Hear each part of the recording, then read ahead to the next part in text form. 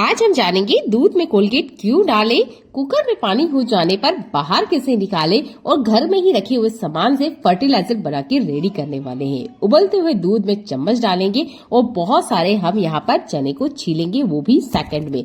Video बहुत ही useful है, video को एंड तक देखिएगा। आप मेरे चैनल पर पहली बार आए हैं तो चैनल को सब्सक्राइब कर लीजिएगा। ऐसी यूजफुल वीडियो मैं आपके लिए लेकर आती रहती हूँ जो आपके घर और किचन के काम को बहुत ज्यादा आसान बनाती है। देख लेते हैं आज का पहला यूजफुल टिप। तो पहला यूजफुल टिप मेरा कुकर से जुड़ा हुआ है।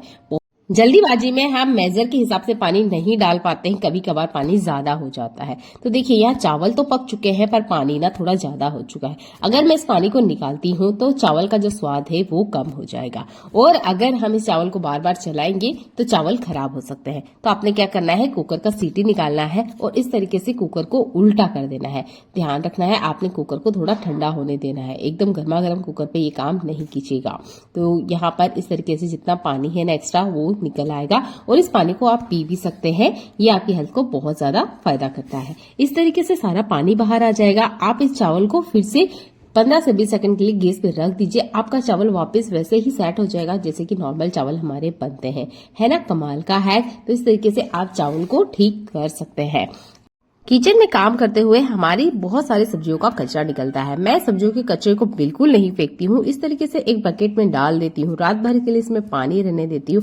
जब भी मुझे टाइम मिलता है दिन में, प्लांट को जब भी पानी देने का टाइम होता है, मैं इसी पानी को देती हूँ। तो देखिए यहाँ पर हमारा 1 रुपया भी खर्च नहीं हुआ है, फ्री का फर्टिलाइजर बनके रेडी हो चुका है। तो ध्यान रखिएगा इसे आपने से 24 घंटे के अंदर ही यूज करना है। ज्यादा देर आप इसे रखेंगे तो इसकी डेट एक्सपायर हो जाती है।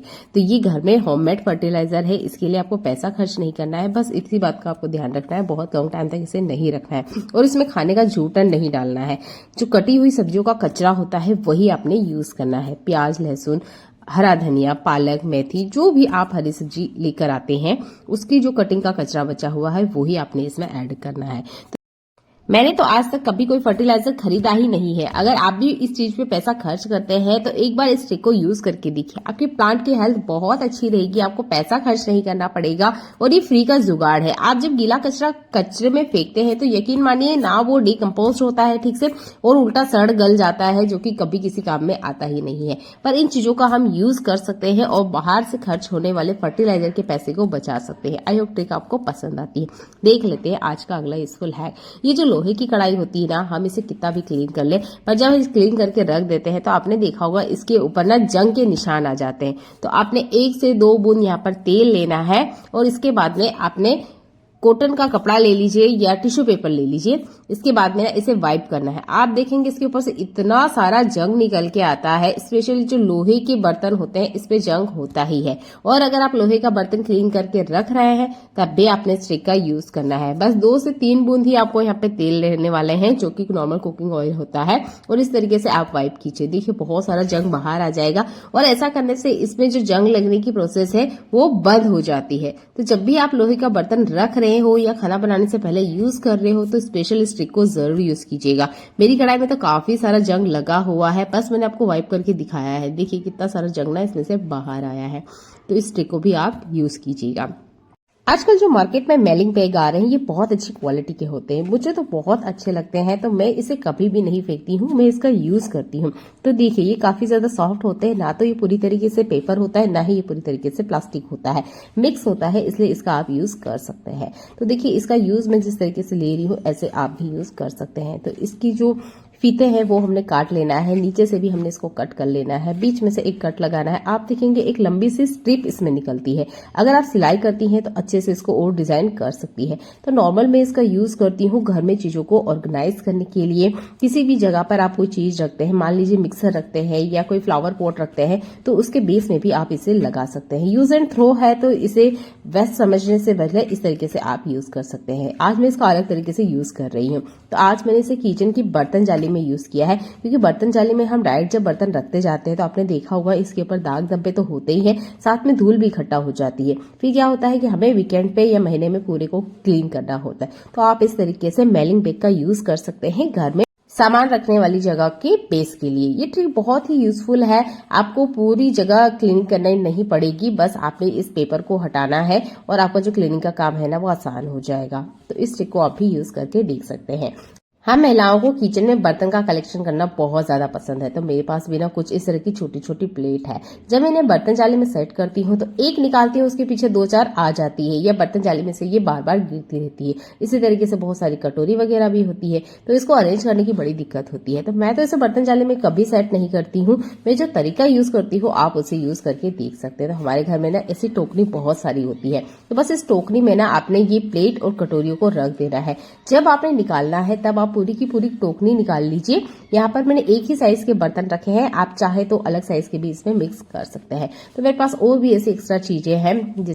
बोतल क्लीन करने के बाद में ये ढक्कन बिना इधर उधर घर में फैले रहते हैं और टाइम पे ना मिले तो बहुत ज्यादा प्रॉब्लम हो जाती है। तो इस तरीके से आप ना ये छोटी छोटी चीजों को एक टोकरी में इकट्ठा करके रख सकते हैं। एक तो ये चीजें अच्छे से ऑर्गेनाइज रहती है, एक ही जगह पे मिल जाती है, और एक ही टोकरी में देखिए काफी सारे बर्तन ना आ चुके हैं। तो मैं छोटे छोटे बर्तनों को पूरे किचन में नहीं फैलाती हूँ, इस तरीके से टोकरी में रख देती हूँ। जब मुझे निकालना होता है तो पूरा टोकरी आप बाहर निकालिए, अपनी चीजों को निकालिए जो आपको जरूरत है, और वापस टोकरी में भर के रख दीजिए।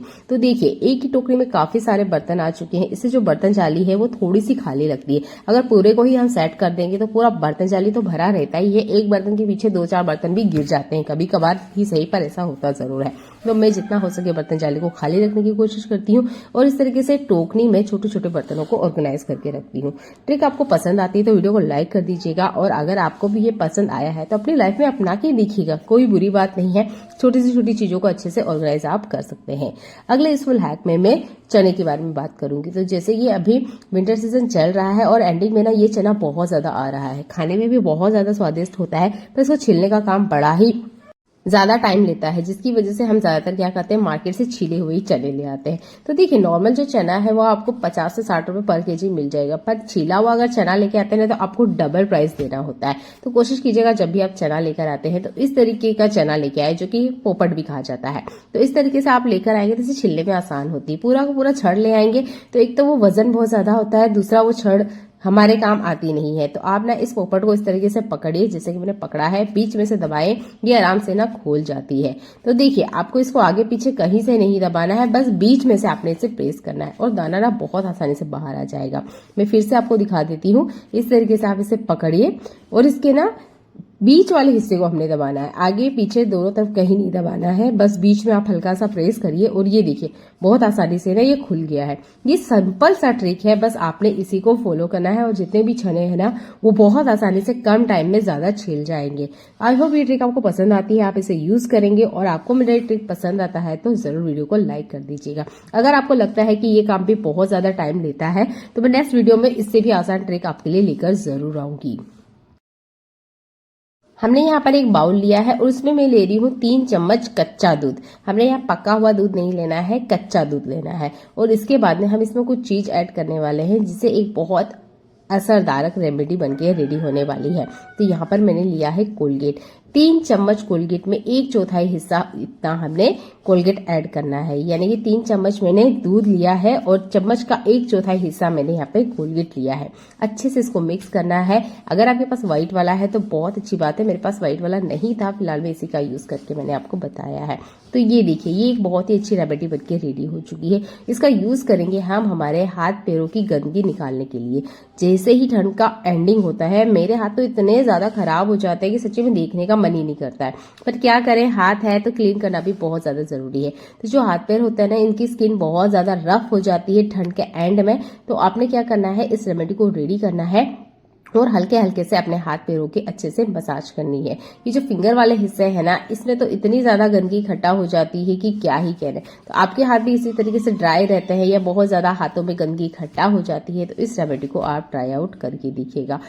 इसे हाथों से अच्छे से मसाज करना है, कम से कम 3 मिनट का टाइम जरूर दीजिएगा। अगर आपके पास टाइम है तो 5 से 6 मिनट तक भी आप मसाज कर सकते हैं।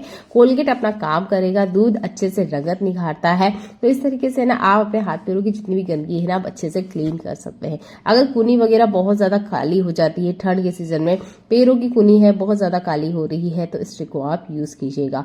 अगर आपको लगता है कि ये वर्क नहीं कर रहा है तो आप मुझे कमेंट करके जरूर बताइएगा, क्योंकि 99% ये ट्रिक काम करती है। जो कोलगेट होता है ना, वो कितना भी जिद्दी मेल दाग धब्बा क्यों ना हो, उसको निकालने के लिए कारागार है। तो इस तरीके से आप अपने हाथ पैरों की गंदगी को आसानी से घर पे निकाल सकते हैं और मैनिक्योर पेडिक्योर पे जो पैसा आप खर्च कर रहे हैं उसकी भी आप बचत कर सकते हैं, क्योंकि हम महिलाओं के काम रुकते नहीं हैं, हमें डेली ही काम करने होते हैं और इसके बीच में हम हमारे हाथ पैरों का बिल्कुल भी केयर नहीं कर पाते हैं। तो 3 दिन की गैप में आप इस ट्रिक को यूज कीजिए। विंटर सीजन में आपके हाथ बहुत ही सॉफ्ट बने रहेंगे।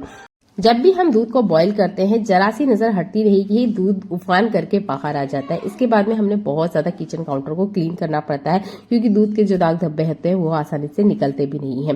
तो जब भी आप दूध बॉईल करते हैं एक चम्मच को हमेशा पास में रखें, आपका ध्यान हो ना हो चम्मच हमेशा पास में ही रखें। जैसे ही दूध उफान आता है आपने ये चम्मच इसके अंदर डाल देनी है। आप देखेंगे जो दूध उफान के एकदम बाहर आ रहा था वो आना बंद हो जाएगा, क्योंकि चम्मच इसके उफानने की जो प्रोसेस है उसको कम कर देता है। तो इस ट्रिक को आप जरूर यूज करके देखिएगा जब भी आप दूध को बॉईल करते हैं।